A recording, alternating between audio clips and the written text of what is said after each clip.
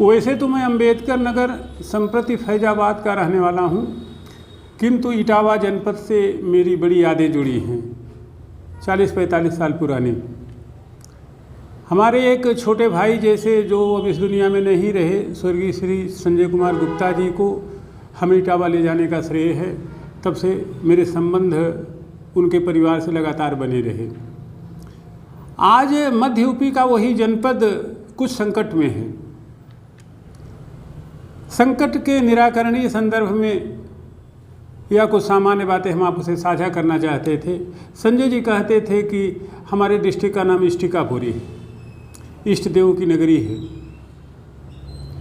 तब वो छोटे थे, उनके मंतव्य क्या रहे होंगे, इटावा का नाम इष्टिकापुर है भी कि नहीं है, हम कुछ नहीं कह सकते। किंतु आज हमारा इटावा जनपद एक अजीब तरीके के कसम में जी रहा। I am something superior to others. ये बात ही गलत है, बात ही ईगो की ओर जाती है। और जब बातों में ईगो आ जाए तो समाज भी संकट में होता है, देश में भी संकट आते हैं। और जब इसी ईगो को लेकर के तमाम संगठन वो राजनीतिक सामाजिक हों, सड़क पे हों, तो बातें और बुरी हो जाती हैं। किसी भी सभ्य समाज में इटावा में घटी हुई घटना को न्यायोचित नहीं ठहराया जा सकता। यह गलत है, दुर्भाग्यपूर्ण है, ऐसा नहीं होना चाहिए। आज आप देखें कि आप कहाँ पे हैं। आज आप जिस कालखंड में हैं, समता, न्याय, बराबरी, लोकतंत्र का युग है, और हम कर क्या रहे हैं। शायद अभी हम उतना सभ्य नहीं हो पाए जितना सभ्य होने की संकल्पना या कल्पना स्वतंत्रता प्राप्ति की भोर में हमारे संविधान निर्माताओं ने की थी। हम तो फिर उसी जातीय संकट में झोंके जा रहे हैं। ऐसी घटनाओं को रोका जाना चाहिए।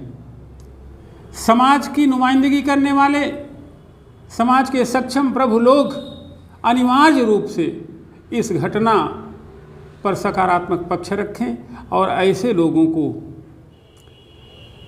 सामाजिक बहिष्कार हो और इनको पुलिसिया तरीके से दंडित किया जाए। सरकार को भी अपना पक्ष इस पर पूरी मजबूती के साथ रखना चाहिए।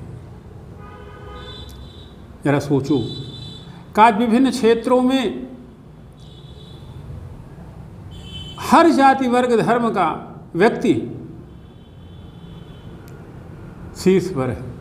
चूँकि मैं सिविल सेवा परीक्षा का कोच हूँ, राजनीति से भी जुड़ा हुआ हूँ।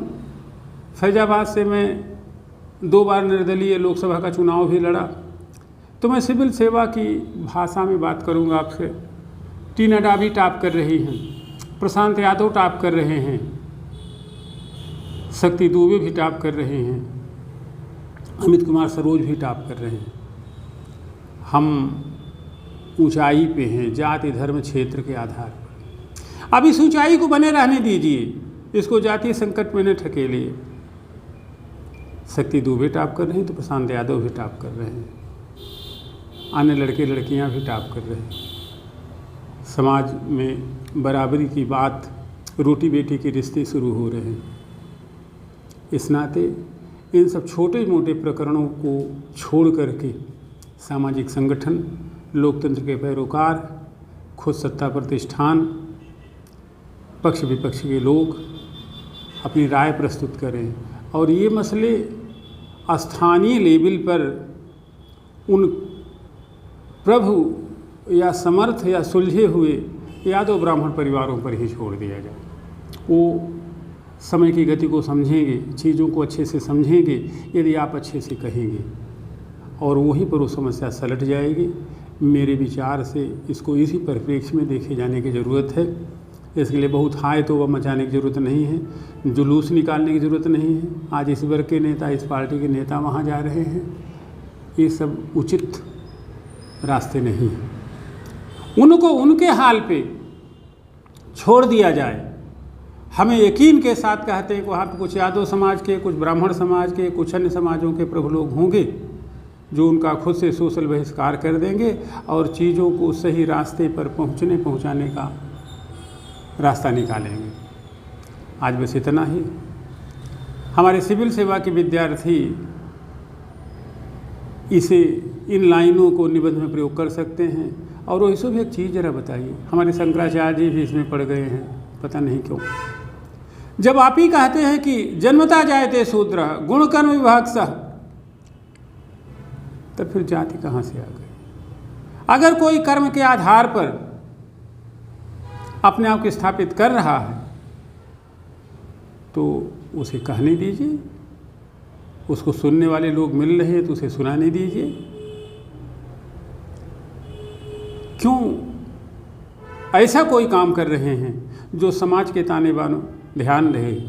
बेबसी की बात है। धर्म के आधार पे तो थोड़ा सा बटे बटे दिख ही रहे हैं, जात के आधार पर ही बटेंगे तो देश का क्या होगा? क्या खाइएगा, क्या नहाइएगा, क्या निचोड़िएगा? इस नाते ईश्वर के लिए इष्टिकापुरी को या समस्त भारत को या पूरे उत्तर प्रदेश को जाति की आग में न झोंके। आज बस इतना ही। धन्यवाद। अनंत शुभकामनाएं।